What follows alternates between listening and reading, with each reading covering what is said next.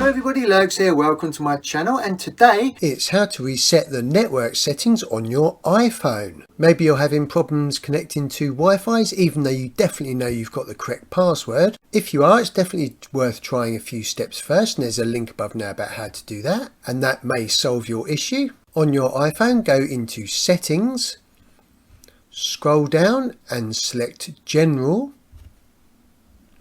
If you scroll all the way to the bottom, you've got this option, Transfer or Reset iPhone. If you click on that, that then brings up these options. If you click on the Reset option, this then brings up a set of 5 options, and you want to select the Reset Network Settings. Now, a word of caution just before you do this, this will reset all your network settings, and cellular data roaming may also be turned off, and I'll put some text up on the screen now which you can read. So any Wi-Fi cafes that you've ever been to or pubs, all of those will be reset, and you'll have to log back into any Wi-Fi places that you go to. So it is going to be a bit of a pain, but this may be your only option if you've got Wi-Fi access issues. Select the Reset Network Settings. It will ask for your passcode. If you put in your passcode, it will give you one final warning, and then it will reset your iPhone or iPad and reset the network settings to factory default.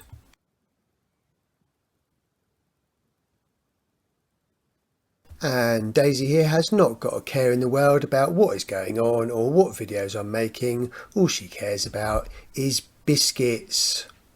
Well, dog biscuits, and sleeping and walking. I think that definitely deserves a lovely cup of tea.